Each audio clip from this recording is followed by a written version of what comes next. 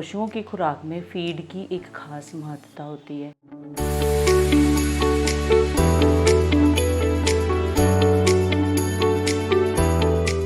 कुल पशुओं को कितना खिलाना है उसकी महत्ता है, और फीड पे आने वाला जो खर्चा होता है, पशुपालन में जो कुल खर्चा लगता है उसका करीब करीब 60% खर्चा जो है सिर्फ फीड पे ही आता है। तो अगर हम सूझबूझ से साइंटिफिक तरीके से बनाई हुई फीड को उसकी ज़रूरत के अनुसार फीड खिलाते हैं तो जो किसान है वो उससे कम लागत में अधिक प्रॉफिट या हम कहें आमदनी प्राप्त कर सकते हैं। कि फीड में दम है और उसके साथ प्रोडक्शन बढ़ी, उसके फैट कंटेंट्स भी इम्प्रूव हुए। तब से लेकर के अब तक मैं यही फीड यूज कर रहा हूँ। 2 महीने में मैं 15 क्विंटल से 20 क्विंटल तक की एकदम उठाता हूँ वहाँ से और यूज कर रहा हूँ, और बड़े अच्छे रिजल्ट। पली हुई गायियाँ हैं, दूध भी अच्छा दे रही है, इसी कारण से लेते हैं क्योंकि मेरी फीड यूनिवर्सिटी वाली। मैं जरूर उनको रिकमेंड करता हूँ कि अगर आपने फीड लेनी है तो यूनिवर्सिटी से ही लें, क्योंकि इस फीड का मुकाबला दूसरी फीड के मुकाबले में।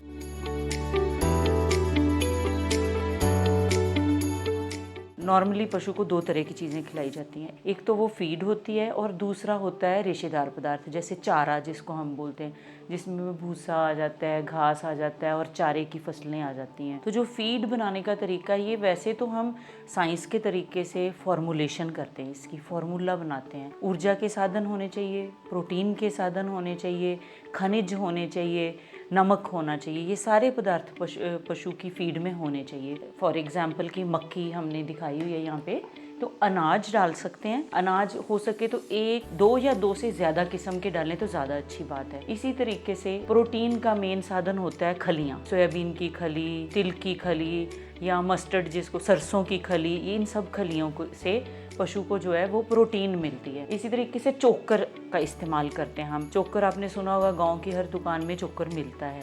तो ये गेहूं का चोकर हो सकता है, मक्की का चोकर हो सकता है। तो ये जो चोकर होते हैं ये खनिजों के साधन है, एनर्जी के साधन, ऊर्जा के साधन है, प्रोटीन के साधन है। साथ में इसमें खनिज मिश्रण हम डालते हैं जो कि पशुओं की हर रोज़ की खनिजों की ज़रूरत को पूरा कर। पशुओं को भी 13 या 14 अलग अलग तरह के खनिजों की ज़रूरत होती है। प्रॉपर इस्तेमाल के लिए ये खनिज जरूरी होते हैं। पशु की फिजियोलॉजिकल अवस्था के हिसाब से कि वो बढ़ोतरी वाली स्टेज में है, वो गाभिन है, वो दूध दे रही है, या वो बिल्कुल मेंटेनेंस पे अभी कुछ भी नहीं कर रहा जानवर, तो उसी हिसाब से हम उनकी ज़रूरत के अनुसार हम इनको अलग अलग मात्रा में डालते हैं और फिर फीड का फॉर्मूला बनाया जाता है।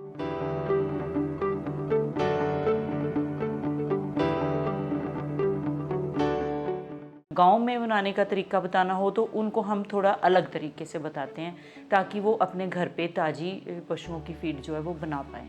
2.5 से 3% उनके भार के हिसाब से, या 3 किलो हर रोज़ 1/3 फीड डलती है, और बाकी 2/3 हिस्सा जो है वो हम उनको रेशेदार पदार्थ जैसे घास और तूड़ी और बाकी और तरह के चारे जो जिम्मेदार अपने घर में उगाता है उनको मिला के फिर जानवर को खिलाया जाता है। हिमाचल के किसान हैं, उनको अब तो काफ़ी नॉलेज है, पर करीब 15-20 साल पहले उनको इतना ज़्यादा नहीं पता था कि कितना खिलाना है। वो सोचते थे कि बचा खुचा कहीं से भी, घर का भी या सब्जियों के छिलके ऐसे थोड़ा सा खिला दिया या तूड़ी खिला दी। अब वो काफ़ी अवेयर हो गए क्योंकि हमारा कॉलेज बहुत सारे कैंप्स लगाता रहता है और उसमें हमारा न्यूट्रिशन डिपार्टमेंट का जरूर कोई ना कोई प्रशिक्षण या लेक्चर या डेमोन्स्ट्रेशन हम उनको जरूर बताते हैं कि अगर आपकी गाय बेली भी बैठी है तो भी उसको 2.5% बॉडी वेट के हिसाब से देना है। अगर वो कुछ पैदा कर रही है या गाभिन है तो उसको उसके हिसाब से और खुराक चाहिए, तो उस हिसाब से हम उनको बताते भी हैं जान। और बहुत आसान तरीका है और सादी तरीके से ये बन जाता है और बिल्कुल ताज़ी बनेगी, क्योंकि अगर आप फीड बाहर से खरीद के लाते हैं एक तो महंगी है, फिर आपने 2-3 महीने की मान लो रख ली, तो उसमें जैसे जैसे उसकी लाइफ बढ़ती जाती है, दिन बढ़ते जाते हैं बना के रखी के, उसके कुछ खुराकी अंश जो है वो धीरे धीरे कम होते जाते हैं, नष्ट होते जाते हैं। तो ताज़ी बनाने से एक तो